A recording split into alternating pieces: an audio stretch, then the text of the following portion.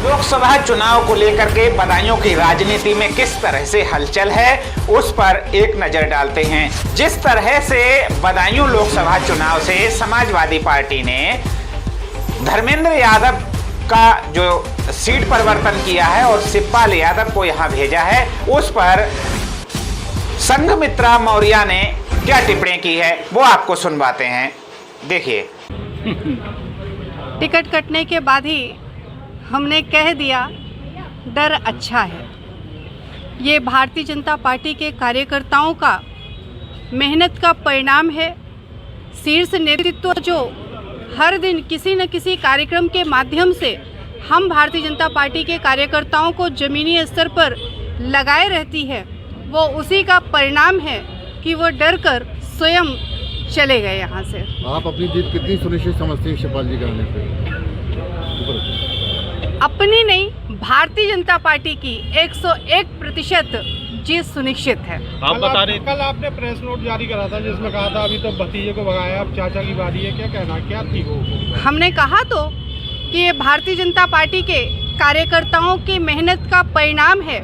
शीर्ष नेतृत्व के द्वारा दिए गए निर्देशों का पालन करते हुए जो कार्यकर्ताओं ने धरातल पर कार्य किया, उसका परिणाम है कि पूर्व सांसद स्वयं चले गए और अब 2024 के चुनाव में भारतीय जनता पार्टी के कार्यकर्ता आदरणीय शिवपाल जी को भी भेजने का कार्य करेंगे। मैडम, आपके पिताजी ने समाजवादी छोड़ दी, शेरवानी साहब ने छोड़ दी, समाजवादी का क्या हश्र होने वाला है? ये ज़्यादा नहीं, बस आप 2 महीने इंतजार करिए, परिणाम आपके सामने होगा। तो बदायूं लोकसभा की सांसद संघमित्रा मौर्य ने पूर्व सांसद धर्मेंद्र यादव के जो सीट परिवर्तन के बाद जो उन पर तंज कसा है वो आपने उनका बयान सुना। अब आपको एक बयान सुनवाते हैं कि समाजवादी पार्टी ने नीरज मौर्य को आंवला लोकसभा सीट से अपना प्रत्याशी बना है। अब संघमित्रा मौर्य के बयान के बाद जो नीरज मौर्य ने बयान दिया है वो देखिए। एक संघमित्रा मौर्य ने कहा कि डर अच्छा है, क्या कहेंगे? इस तरह से धर्मेंद्र जी को यहाँ से भेजा गया, चाचा जी को यहाँ लाया गया। अब ऐसा है ना, लोग किसी भी निर्णय को अपने अपने हिसाब से देखते हैं, लेकिन ये हमारे राष्ट्रीय अध्यक्ष जी का निर्णय है और डर के आगे जीत भी है।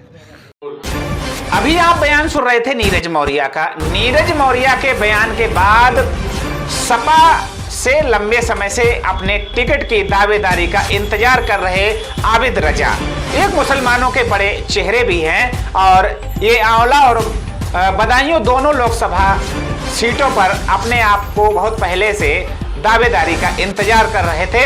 इस हुए आबिद रजा ने एक बयान दिया। लेकिन गठबंधन होने के बाद मुसलमान लीडर्स के टिकटों को के साथ इंसाफ न करना, मुसलमान वोट की अनदेखी करना और दिल्ली लखनऊ बैठ के ये सोच लेना कि मुसलमान अब जाएगा कहाँ, मुझे इससे एतराज़ है कि आखिर आम मुसलमान अपने टिकटों के लिए कब तक मोहताज बना रहेगा। जब मुसलमान के हिस्से में सिर्फ ये है कि वो नारे लगाए, पोस्टर लगाए, कुर्सियाँ बिछाए, टेंट बिछाए, तो ये मेरा एतराज़ है। ये है कि गठबंधन जब होता है, 2019 में भी गठबंधन हुआ और उस वक्त भी मुसलमानों की टिकटों की जो हिस्सेदारी बननी चाहिए थी वो नहीं, उनके साथ इंसाफ हुआ और मुसलमान के वोट की वैल्यू कम कर दी जाती है, मुसलमान वोट की कद्र कीमत और अहमियत कम हो जाती है।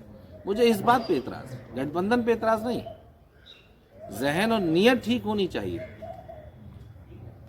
अब तो ये माना जाएगा गठबंधन की क्या पीडीए में से एक गायब कर दोगे तो पीडीए कैसे चलेगा? अब जैसे बरेली मंडल में MY कॉम्बिनेशन माना जाता है पार्टी का, तो M तो गायब है। 2009 में बदायूं से मुसलमान का टिकट काटा गया था क्योंकि शेखुपुर कट गई थी और गिन्नौर जुड़ गई थी, समझ में आता है। लेकिन आंवला लोकसभा में 5 लाख मुसलमान हो गए, आज तक वहाँ भी मुसलमान को टिकट नहीं दिया। अभी नगर पालिका के चुनाव हुआ, पूरे उत्तर प्रदेश में टिकट बढ़ते हैं, क्या बदायूं के साथ नाइंसाफ़ी नहीं हुई?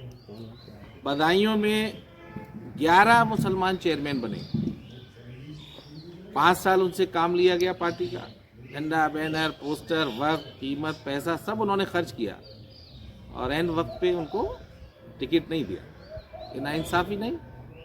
बिलासपुर मुखी में सरकार में एक मुसलमान को टिकट नहीं दिया।